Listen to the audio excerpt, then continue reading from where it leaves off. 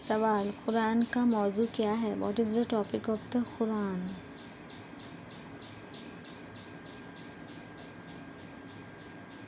आदमी, मैन।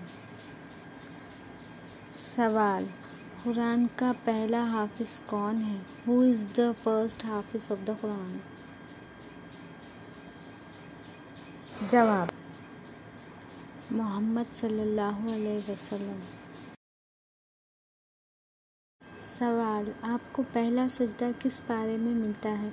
इन विच पारा do you find the first सजदा?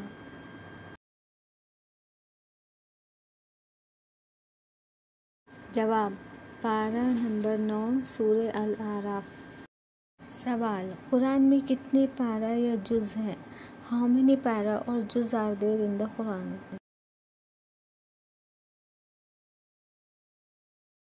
जवाब, 30। ऐसे ही और वीडियोस देखने के लिए मेरा चैनल सब्सक्राइब करें।